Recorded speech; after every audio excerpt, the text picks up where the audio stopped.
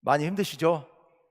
날씨가 일찍부터 더위가 찾아와가지고 또 장마가 오락가락하면서 비도 많이 오지 않으면서 굉장히 힘들게 하는 것 같습니다.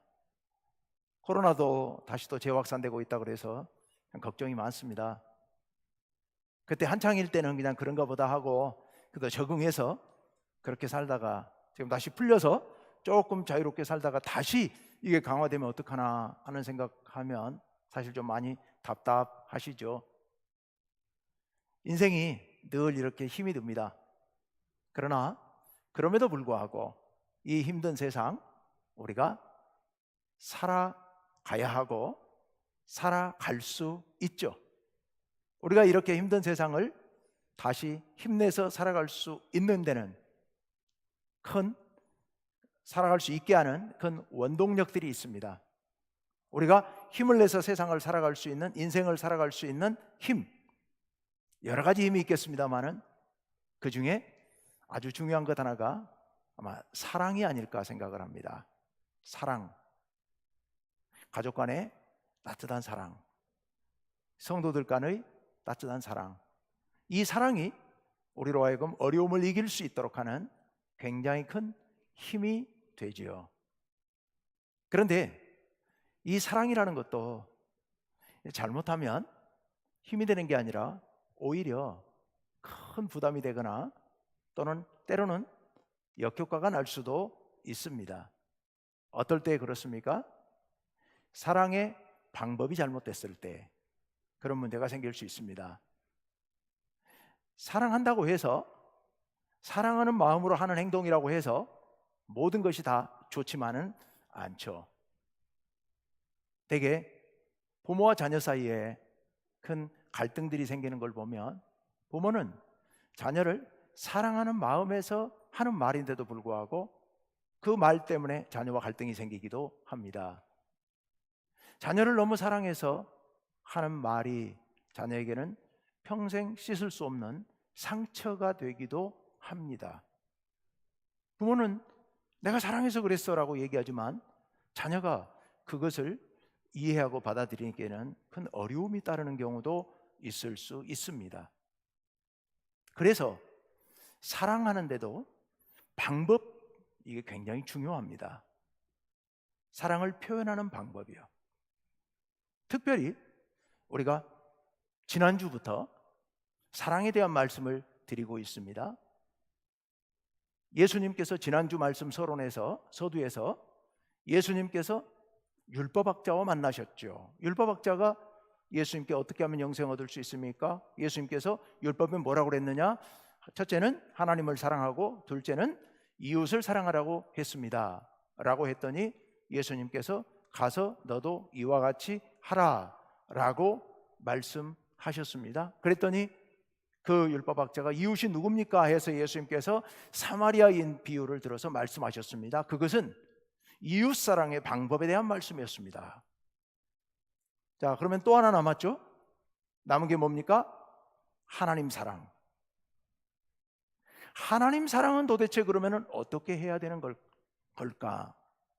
하나님 사랑의 방법, 이건 더 어렵습니다. 왜 이게 어렵습니까? 하나님 사랑의 어려운 것은 하나님께서 눈에 보이지 않으시기 때문에요. 그렇지 않습니까? 하나님이 눈에 보이지를 않아요. 하나님께서 가까이 계신다고는 하지만 가까이 있는 것을 느끼기가 어렵습니다. 그래서 우리가 구체적으로 하나님을 어떻게 사랑해야 할지, 하나님 사랑의 방법을 알기가 굉장히 어렵습니다.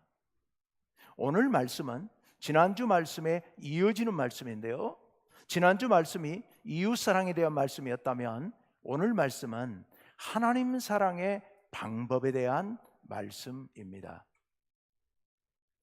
자, 예수님께서 길을 가고 계셨습니다. 지금 우리 계속 여행 이야기죠. 예수님께서 갈릴리를 떠나서 예루살렘을 향해서 걸어가고 계시는 중이거든요. 길을 가시다가 아마 저녁 때가 되었겠죠. 한 마을에 들어가십니다. 그랬더니 그 마을에서 한 집에서 예수님을 모셔서 영접해서 예수님을 대접을 해드리고 저녁에 쉬게 해드리려고 이렇게 영접을 했습니다. 그 집이 마르다의 집이었습니다. 마르다가 누굴까? 그 동생은 마리아. 그러면 아마도 요한복음 11장에 나사로의 집이 아닐까 생각해 봅니다. 나사로가 있고 마르다, 마리아, 이렇게 삼남매가 사는 집이죠. 그 나사로가 요한복음 11장에 보면 병이 들어 죽었습니다. 죽은 지 나흘째 됐는데 예수님께서 오셔서 그 나사로를 다시 살려주셨죠. 그 집이 아마 이 집이 맞을 겁니다. 정확히 누가복음에서 그 집이다라는 말씀은 없습니다. 그렇지만 아마 맞겠죠. 예수님께서 그 집에 왔으니 얼마나 좋았겠습니까? 우리 오빠, 죽은 지 나흘 되는 오빠를 살려주신 예수님이 우리 집에 오셨으니 정말 너무도 반갑고 너무도 고맙고, 그래서 온 마음을 다해서 예수님을 대접하고 싶으셨겠지요. 그래서 마르다는 열심히 예수님 대접할 걸 준비하고 있고, 예수님께서는 제자들과 함께 말씀을 나누고 계십니다. 그런데 그렇게 말씀을 나누던 중에 이 마르다가 예수님을 찾아와서 예수님께 와서 이렇게 이야기를 합니다. 예수님, 제 동생이 지금 예수님 앞에 말씀 듣고 있는데 와서 저 좀 도와달라고, 좀 도와줘라고 좀 해주십시오. 제가 너무 바쁘네요 라고 예수님께 부탁을 드리지요. 그랬더니 예수님께서 이 마르다에게 말씀을 하십니다. 예수님께서 마르다에게 뭐라고 말씀을 하시느냐? 우리 41, 2절 말씀을 한번 잠깐 볼까요? 주께서 대답하여 이르시되 마르다야 마르다야, 네가 많은 일로 염려하고 근심하나.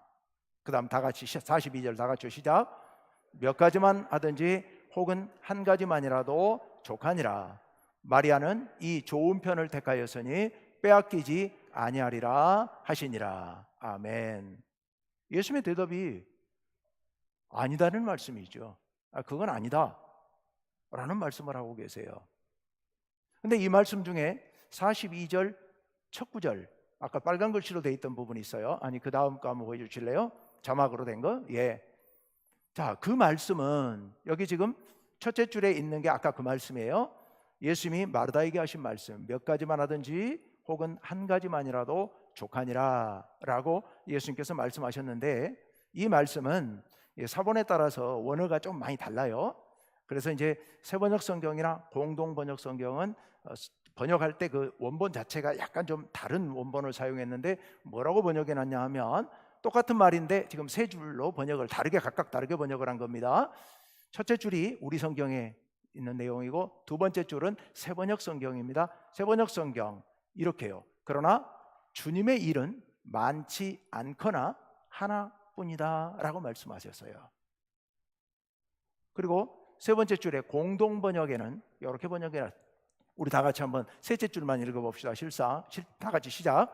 실상 필요한 것은 한 가지뿐이다. 아멘.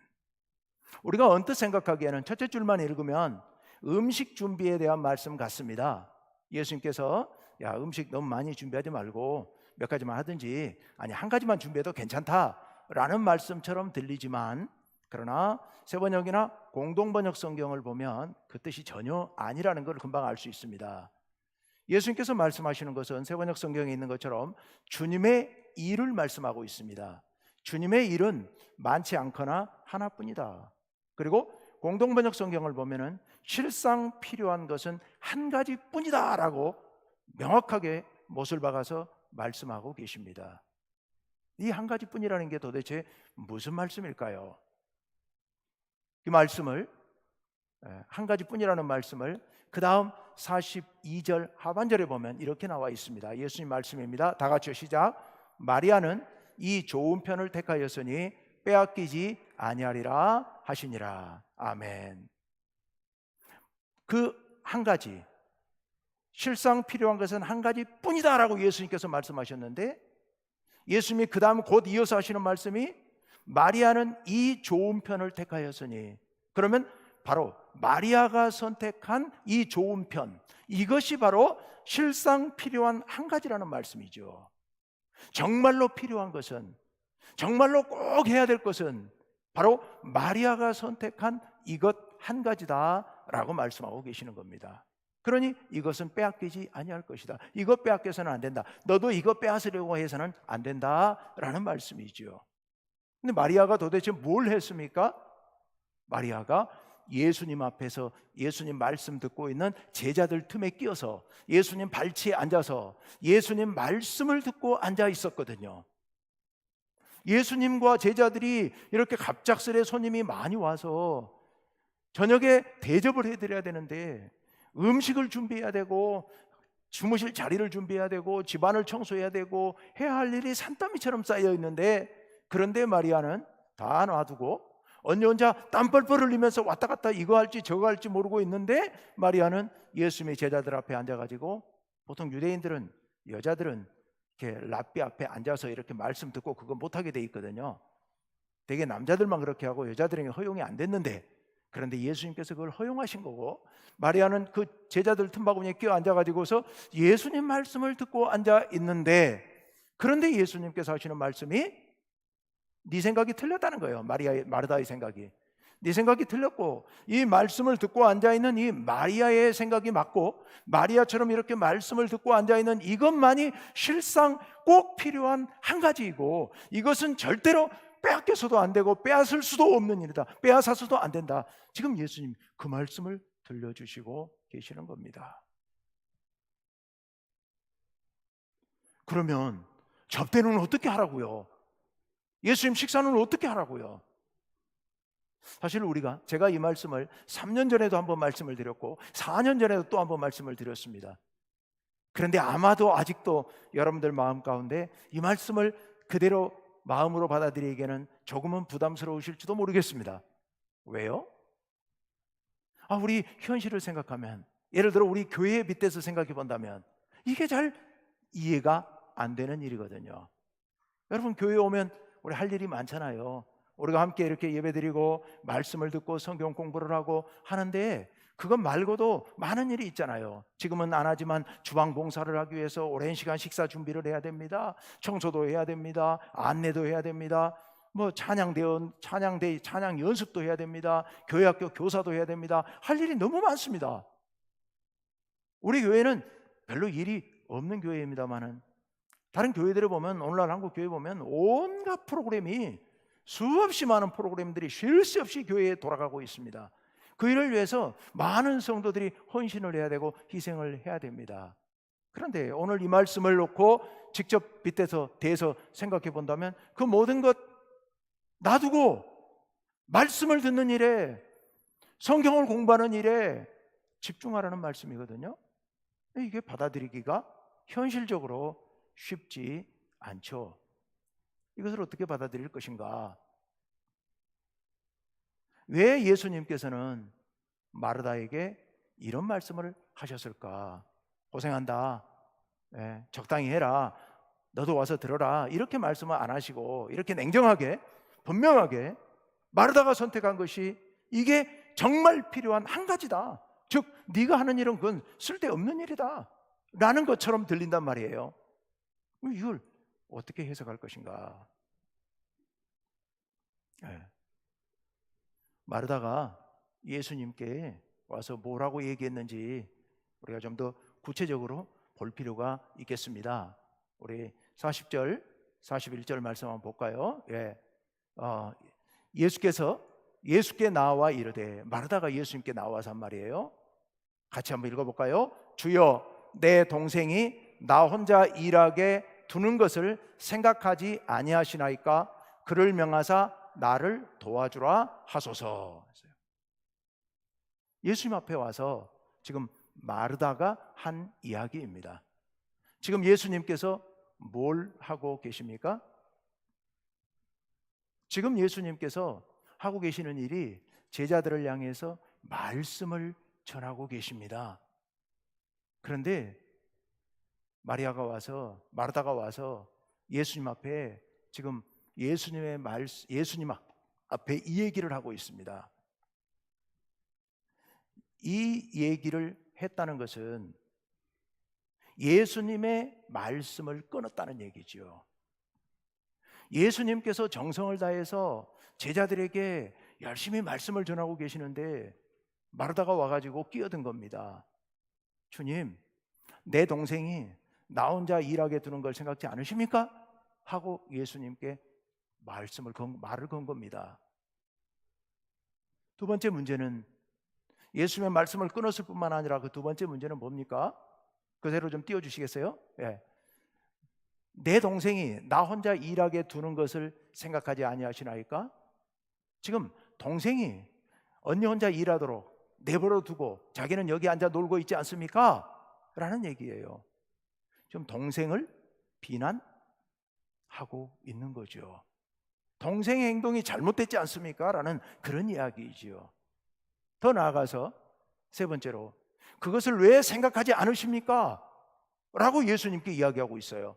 그건 당신의 행동, 즉 예수님의 행동도 그것도 조금은 잘못된 것 아닙니까? 물론 조심스럽게 이야기는 하고 있지만 그런 이야기이죠. 그게 마음에 담겨 있는 거죠. 그러면서 그를 명하사 나를 도와주라 하소서라고 이야기를 하고 있습니다. 그때 예수님께서 뭐라고 말씀하십니까? 그 다음에 보실까요? 예. 왜 그랬을까? 왜 마르다가 이렇게 예수님 앞에 와서 예수님 말씀하시는데 그 말씀을 끊고 그리고 마리아의 행동에 대해서 예수님 앞에 이야기를 하고 마치 그 고자질하는 것처럼 이야기를 하고 그리고 예수님 왜 도와주라고 말하지 않으십니까? 라고 이야기를 하고 있는데 왜 그랬을까? 여기를 같이 한번 읽어봅시다. 다 같이요. 시작. 마르다는 준비하는 일이 많아 마음이 분주한지라. 예. 마르다가 준비하는 일이 많았어요. 준비하는 일이. 그래서 마음이 분주했습니다. 여기 준비하는 일은 원어의 의미로는 여기 준비하는 일은 다른 말로는 섬기는 일을 이야기합니다. 섬기는 일. 우리 교회 안에서 섬기는 일 많잖아요. 우리 기독교인들이 오늘날 하는 교회와 관련해서 하는 수많은 일들은 섬기는 일들이지요. 그 일이 참 많습니다. 네, 준비하는 일이 많아요.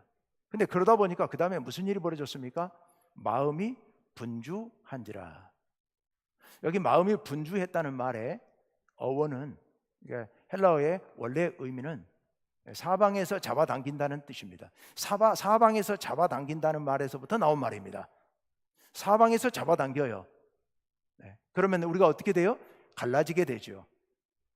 우리의 마음을 사방에서 잡아당깁니다. 그러니까 마음이 갈라져 버리는 겁니다. 마음이 분산되는 겁니다. 지금 마르다는 할 게 너무 많아요. 할 게 너무 많아가지고 마음이 한 곳으로 집중이 안 되고 막 분산돼가지고 어찌할 줄을 몰라 하고 있는 겁니다. 우리의 마음이 이렇게 분산돼 버리면 여러 가지 섬기는 일들로 인하여서 우리의 마음이 분주해지게 되면 이런 문제를 일으키게 되는 겁니다. 예수님 앞에 가서 이렇게 해서는 안 될 이야기들을 하고 있는 겁니다. 자, 이런 마르다를 보시면서 예수님께서 뭐라고 말씀하십니까? 예수님께서 마르다를 향해서 그 다음에 하시는 말씀이 다 같이 한번 읽어볼까요? 시작. 주께서 대답하여 이르시되 마르다야 마르다야 네가 많은 일로 염려하고 근심하나. 많은 일로 염려하고 근심하나.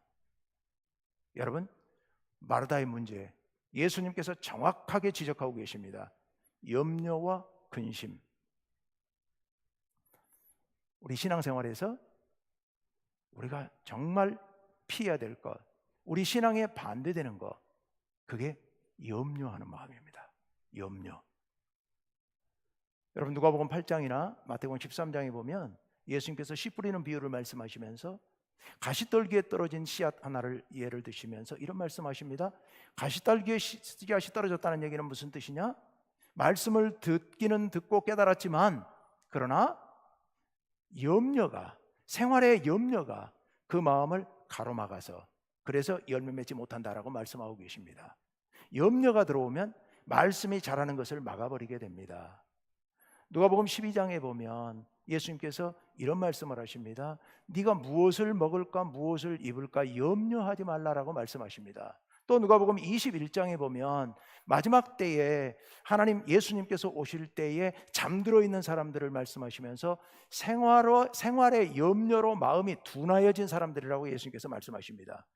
염려가 우리의 신앙을 갉아먹는 병균입니다. 염려. 그런데 지금 마르다는 여러 가지 일들로 마음이 분주해지면서 염려하고 근심하게 된 거죠. 그래서 이런 해서는 안 될 실수를 지금 마르다가 하고 있었던 겁니다.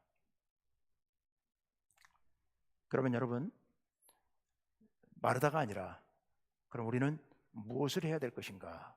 무엇을 해야 할 것인가? 아까 우리 말씀 보았던 것처럼 예수님께서 꼭 필요한 것은 한 가지다. 꼭 필요한 것은 한 가지다. 그 한 가지, 그게 뭐라고요? 마리아가 선택한 것. 마리아가 선택한 게 뭐라고요? 하나님의 말씀을, 예수님의 말씀을 경청하는 것, 듣는 것. 이것이 꼭 필요한 한 가지다라고 말씀하십니다. 여러분, 이게 왜 꼭 필요한 한 가지일까요? 자, 보십시오. 마르다가 마르다가 그렇게 마음이 분주해지고 또 염려하고 근심하게 된 이유가 뭐였습니까? 그가 예수님을 사랑했기 때문입니다. 그의 오라버니를, 그의 오빠를 죽은 데서 살려주신 그 예수님이 너무도 고맙고 너무도 감사하고 예수님이 너무도 사랑하는 마음을 예수님께 표현하고 싶고 잘 대접하고 싶어서 하다 보니까 그렇게 된 겁니다. 예수님을 사랑하는 마음을 그렇게 표현한 것이죠. 많은 음식을 준비해서 정성을 다해서 대접하고 싶었던 그 마음. 그런데요, 예수님의 마음은 어땠습니까? 예수님의 마음은 전혀 달랐던 겁니다. 우리가 여러분 사랑을 표현할 때 또 누군가를 대접할 때 우리는 흔히 내 생각에 따라서 내가 중심에 서서 내 계획대로 대접하고 섬기고 하려 하게 됩니다. 사랑하는 것도 마찬가지고요. 마르다는 지금 자기의 계획이 있습니다. 음식을 이거 이렇게 준비해서 이렇게 대접해야 되겠다라고 생각하고 있습니다. 근데 그것은 마르다의 생각이죠. 자신의 계획에 따라서 음식을 이렇게 준비해서 몇 시쯤 되면 음식이 쫙 나와가지고 예수님께 대접을 해드리면 예수님은 말씀을 멈추시고 몇 시쯤 되면 와서 음식을 드시고 그리고 맛있게 잘 먹었다고 하고 뭐 그렇게 진행될 것을 예상하고 계획하고 그대로 가기를 바라고 있었던 겁니다. 누구의 생각에 따라서요? 자기 자신의 생각에 따라서요. 그런데요, 여러분 정말 사랑한다면, 정말 잘 대접을 하려 한다면 어디에 마음을 쏟아야 됩니까? 누구의 뜻에 따라야 합니까? 그 사랑받는 사람, 그 대접받는 사람이 원하는 것을 하는 것이 가장 사랑하는 길이고 가장 잘 대접하는 길이잖아요. 예수님께서 무엇을 원하시느냐가 지금 이 상황에서 가장 중요했던 겁니다. 그러면 예수님께서 무엇을 원하셨느냐? 예수님께서 원하신 것은 바로 마리아처럼 예수님 앞에 와서 말씀을 듣는 일이었다고 하는 겁니다. 말씀을 듣기를 예수님께서 원하고 계셨던 겁니다. 왜 그러셨을까? 왜 그러셨을까요? 지금 예수님께서는 갈릴리를 떠나서 예루살렘으로 가고 계십니다. 예루살렘에 가서 무엇을 하실 건데요? 예루살렘에 올라가서 십자가에 달려 돌아가실 겁니다. 그 일을 통하여서 온 인류를 구원하시는 일을 하시려고 지금 예루살렘으로 올라가고 계십니다. 이 크고 놀라운 일, 이 상상도 못할 이 일을 예수님께서는 행하시기 위하여 걸어가고 계십니다. 그런데 예수님께서 인류를 구원하시기 위하여서 그렇게 십자가에 달려 돌아가시는데, 그렇게 십자가에 달려 돌아가시는 일만으로 우리 모두가 다 구원받는 것은 아니죠. 왜요? 오늘날도 예수님께서 십자가에 그렇게 달려 돌아가신 지가 2000년이 지난 지금도 구원받지 못한 사람들이 세상에는 많이 있잖아요. 그들이 왜 그런 겁니까? 그들이 예수님께서 그 놀라운 사랑을 베풀어 주셨다는 것을 몰랐기 때문이잖아요. 안 믿기 때문이잖아요. 그러면 아주 중요한 것 중에 한 가지가 예수님께서 행하실 그 십자가의 놀라운 사역을 우리가 알고 믿고 받아들이는 게 중요하잖아요. 예수님께서 우리를 위해서 무엇을 하시는지, 하나님께서 우리를 위해서 그 아들 독생자 예수 그리스도를 보내셔서 십자가에 죽게 하시는 이 놀라운 일이 무슨 의미가 있는지, 이것을 아는 게 정말 중요하단 말입니다. 이것을 알아야 되고, 그래서 믿어야 되고, 그래서 믿음을 고백하고 구원받아야 됩니다. 뿐만 아니라 세상에 안 믿는 많은 사람들에게 이것을 나가서 전하고 가르쳐야 됩니다. 그래서 그들도 깨닫고 알고 믿고 구원받아야 되는 것, 이게 정말 중요했던 겁니다. 그럼 그 일을 누가 해야 되겠습니까? 그 일을 해야 될 사람들이 바로 지금 예수님 앞에 앉아있는 제자들, 그리고 지금 함께 앉아있는 마리아, 마르다, 이들이 예수님의 말씀을 듣고 깨달아서 예수님께서 하시려고 하는 일이 얼마나 놀라운 일인지, 이 일이 정말 얼마나 중요한 일인지, 이 일에 담겨있는 하나님의 마음이 어떤 마음인지, 이 일에 담겨있는 하나님의 뜻이 무엇인지를 깨달아야 되는 겁니다. 깨달아 알고, 그리고 믿고, 그들이 구원받고 나가서 전하고 가르치고 해서 세상 모든 사람들이 알고 믿고 구원받도록 하는 것, 이게 너무너무 중요했던 겁니다.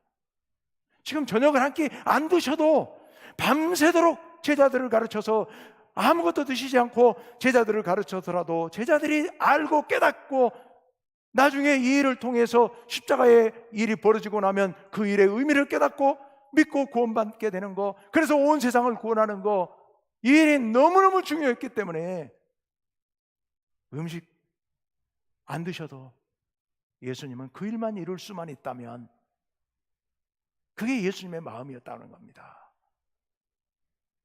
그러니 예수님께서는 마르다를 향해서, 아니 안 해도 된다, 안 해도 돼, 안 해도 되니까 말씀을 드려야 된다, 지금 이 말씀을 예수님께서 하고 계시는 겁니다. 여러분, 예수 믿으면서 우리 기독교 신앙인들에게 있어서 가장 중요한 거, 어찌 생각하면 꼭 필요한 거 한 가지, 그게 뭘까요? 그게 바로 말씀을 듣고 하나님을 아는 겁니다. 하나님을 아는 것. 하나님께서는 우리가 하나님의 말씀을 듣고 하나님을 알기를 너무도 간절히 원하고 계십니다. 왜 우리가 이렇게 잘못된 겁니까? 하나님을 모르기 때문에요. 여러분, 아담과 하와가 선악과를 따먹었잖아요. 왜 따먹었는데요? 네. 뱀이 와서 얘기를 하는데 그 얘기의 내용이 그거 아닙니까? 하나님이 이 선악과 따먹으면 우리 눈이 밝아져서 하나님처럼 될 건데, 하나님이 우리 하나님 못되게 만들고 당신 혼자 하나님 해먹으려고 우리들에게 거짓말했다는 거 아닙니까? 이거 따먹으면 죽는다고. 그게 뱀의 얘기 아닙니까? 그런데 아담과 하와가 그거를 믿어버렸잖아요.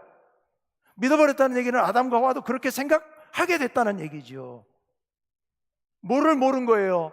하나님의 진심을 모른 거예요. 하나님의 진심은 뱀의 이야기가 그게 아니잖아요. 그게 아닌데 아담과 하와는 하나님의 진심을 몰랐기 때문에, 오해했기 때문에 선악과를 따먹었고 그 엄청난 죄악을 범하게 되고 말았던 겁니다. 하나님을 몰라서요. 가룟 유다가 예수님을 왜 팔았습니까? 예수님을 오해했기 때문이죠. 뭘 오해했는지는 구체적으로 알 수 없지만 예수님을 몰랐고 예수님을 오해했기 때문에 그런 죄를 범했던 겁니다. 유대인들이 왜 예수님을 십자가에 못 박았습니까? 예수님이 누군지, 예수님이 하나님의 아들이라는 사실을, 예수님께서 우리를 구원하시기 위해서 오신 하나님의 아들이라는 사실을 그들이 몰랐기 때문에 십자가에 못 박아서 죽이는 그런 만행을 저지른 것 아니겠습니까?